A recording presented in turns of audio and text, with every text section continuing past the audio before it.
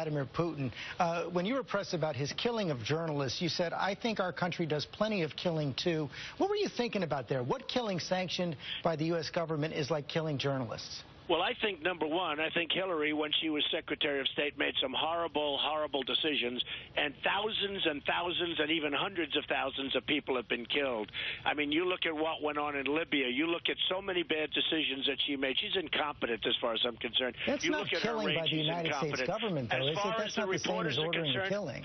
As far as the reporters are concerned, obviously, I don't want that to happen. I think it's horrible. But in all fairness to Putin, you're saying he killed people. I haven't seen that. I don't know that he has. Have you been able to prove that? Do you know the names of the reporters that he's killed? Because I've been, you've been hearing this, but I haven't seen the name. Now, I think it would be despicable if that took place, but I haven't seen anybody in terms of reporters. Here's what Mitt Romney tweeted about that. He said there's an important distinction here. Thug Putin kills journalists and opponents. Our presidents kill terrorists and enemy combatants. Does he know for a fact that he kills the reporters? I don't know. I don't think anybody knows that. It's possible that he does, but I don't think it's been proven. Has anybody proven that he's killed reporters? And I'm not trying to stick up for anybody. There have been many allegations that he was behind the killing of Anna Politkovskaya. They are allegations. Yeah, sure, there are allegations. I've read those allegations over the years, but nobody's proven that he's killed anybody as far as I'm concerned. He hasn't killed reporters. So what United States government done? George, excuse me, let me finish. If he has killed reporters, I think that's terrible. But this isn't like somebody that stood with a gun and he's, taken the blame or he's admitted that he's killed. He's always denied it. It's never been proven that he's killed anybody. So, you're supposed to be innocent until proven guilty, at least in our country. He has not been proven that he's killed reporters. But then you said, I think our country does plenty of killing, too. What killing are you talking about there ordered by the United States government? Well, take a look at what we're doing in the Middle East. We went into Iraq. We shouldn't have. You know that I was opposed to going into Iraq many years ago. In 2003, 2004, there were headlines in Reuters that Trump is opposed to the war because you're going to destabilize the Middle East. I said, if you do this, you'll destabilize the Middle East, and Iran will take over. Very simple. Iran will take over Iraq. That's exactly what's happening. And on top of that, we have ISIS, which is another problem and another complicating factor. Now, we should have never gone into Iraq. When we left, we made a mistake. We made a big mistake with Libya. We've destabilized all these places. We now have a migration with thousands and hundreds of thousands and even millions of people that don't know where they're going. I mean, it's a terrible thing. We have been run by incompetent people, incompetent politicians.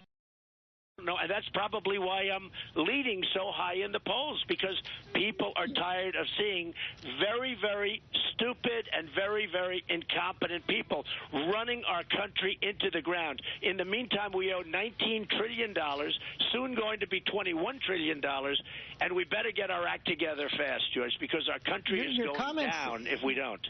Your comments seem to suggest a moral equivalence between the United States and Russia. Is that what you believe?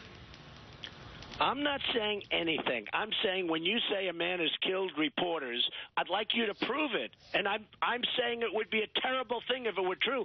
But I have never seen any information or any proof that he killed reporters, George. You're just saying he killed reporters. You and other people tell me. I don't know that he killed reporters. I haven't seen it.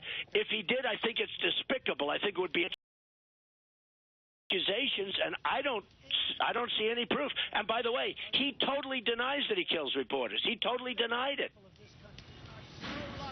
I'm still waiting for the evidence that we've been directly involved in killing. You made your points about Iraq, but I do want to move on. Take a look at the rampage all over the place. And you know what we've gotten for Iraq? We've spent $2 trillion, okay? We've hundreds of thousands of people killed. We've lost thousands and thousands of our great young people soldiers. So $2 trillion, deaths, wounded warriors, we have nothing. And Iran is, over Iraq with the second largest oil reserves in the world. And I said, don't go in, but I said, when you go out, take the oil. 4 years to you and others, and we were so incompetent, we didn't even get the oil. You know who got a lot of the oil? ISIS got a lot of the oil. That's who got the oil. And now Iran is taking the rest of it. They're going to get the lion's share because we don't know what we're doing. We're run by people that don't have a clue. And Iran has been backed by Vladimir Putin. Let me ask you a final question about Iowa. The New York Times has a story this morning saying your organization Iran has been is backed lagging. by us. You know why? You know how Iran has been backed by us? Because we made one of the dumbest deals in the history of deal making when we gave them $150 billion. We have 24-day inspections, which don't start for a long time, and they can self-inspect, and we don't even get our prisoners back. We let Iran become, it's a terror nation, and we let Iran become really powerful. And by the way, they don't need to create nuclear because they now are so rich with $150 billion, they can go out and buy it directly.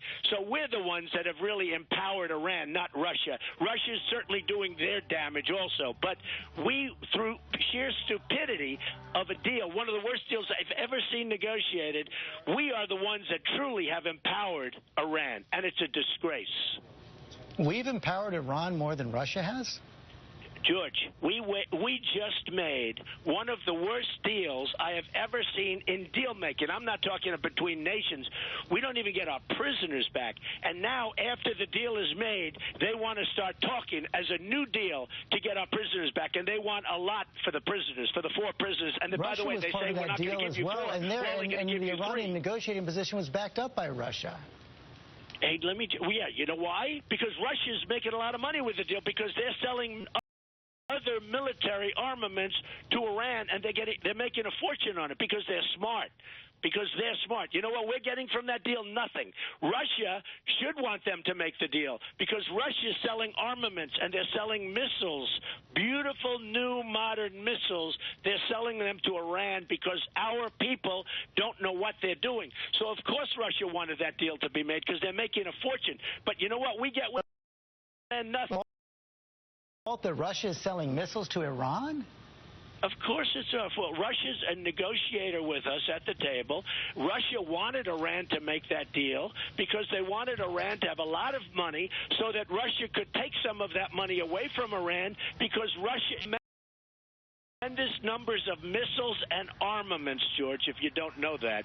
So Russia, if I was Russia, I would have wanted that deal done too because the money that the United States, run by incompetent people, is giving to Iran, a lot of that money is going to Russia and other countries to buy armaments. You don't know that, George, but that's the way it is.